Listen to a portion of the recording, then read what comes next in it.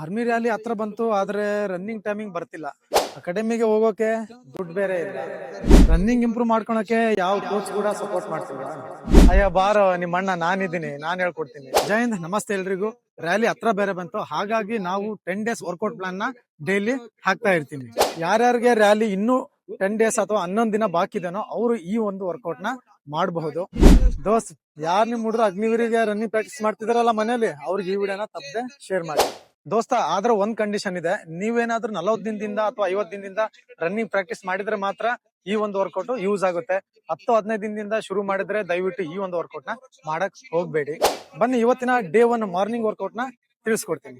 ನೀವು ಗ್ರೌಂಡಿಗೆ ಬಂದ್ ಕೂಡಲೇ ಸ್ವಲ್ಪ ವಾರ್ಮ್ ಅಪ್ ಗೋಸ್ಕರ 800 ಮೀಟರ್ ಜಾಗ್ ಮಾಡಿ, 800 ಮೀಟರ್ ನೀವು ಜಾಗ್ ಮಾಡಿದ್ಮೇಲೆ ಸ್ವಲ್ಪ ವಾರ್ಮ್ ಅಪ್ ಎಕ್ಸರ್ಸೈಸ್ ಗಳನ್ನ ಮಾಡ್ಕೊಳ್ಳಿ. ಇದನ್ನ ಮಾಡ್ಕೊಂಡಾದ್ಮೇಲೆ ನೀವು ಗ್ರೌಂಡ್ ಒಳಗಡೆ 200 ಮೀಟರ್ ಸ್ಪ್ರಿಂಟ್, 200 ಮೀಟರ್ ಸ್ಲೋ ಜಾಗ್ ನ ಮಾಡ್ಬೇಕಾಗತ್ತೆ. ಅಥವಾ ಇದಿಲ್ಲ ಅಂದ್ರೆ ಇನ್ನೊಂದು ಆಪ್ಷನ್ ಇದೆ, 200 ಮೀಟರ್ ಸ್ಪ್ರಿಂಟ್ ಆಗ್ಬಿಟ್ಟು 1 ನಿಮಿಷ ರೆಸ್ಟ್ ಮಾಡೋದು, ಮತ್ತೆ 200 ಮೀಟರ್ ಸ್ಪ್ರಿಂಟ್ ಆಗೋದು. ಸೊ ಈ ರೀತಿ ಎಕ್ಸರ್ಸೈಸ್ ನ ಮಾಡಬೇಕು.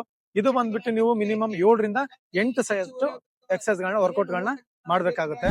ಇದೆಲ್ಲ ಆದ್ಮೇಲೆ ಎಕ್ಸರ್ಸೈಸ್ ಗಳನ್ನ ಮಾಡ್ಕೊಳ್ಳಿ, ಕೂಲ್ ಡೌನ್ ಎಕ್ಸರ್ಸೈಸ್ ಮಾಡ್ಕೊಳ್ಳಿ, ಸ್ಟ್ರೆಚಿಂಗ್ ಎಕ್ಸರ್ಸೈಸ್ ಗಳನ್ನ ಮಾಡ್ಕೊಳ್ಳಿ, ಸ್ವಲ್ಪ ಕೋರ್ ಮಸಲ್ ಗೆಲ್ಲ ವರ್ಕೌಟ್ ಕೊಡಿ. ಯಾರಿಗಾದ್ರೂ ನೀವು ಫುಲ್ ಅಪ್ಸ್ ಎಲ್ಲ ವೀಕಿದ್ರೆ ಸ್ವಲ್ಪ ಡಿಪ್ಸ್ ಹೊಡೆಯೋದು, ಈ ತರ ನೀವು ಫೋಕಸ್ ಮಾಡ್ಬೇಕಾಗತ್ತೆ. ಇದಾದ ನಂತರ ಈವ್ನಿಂಗ್ ವರ್ಕೌಟ್ ನ ತಿಳಿಸ್ಕೊಡ್ತೀನಿ.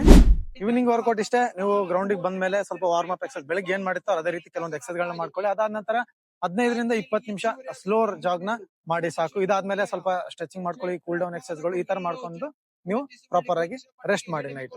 ನಾಳಿನ ವರ್ಕೌಟ್ ನ ಇವತ್ತು ಸಾಯಂಕಾಲ 6 ಗಂಟೆಗೆ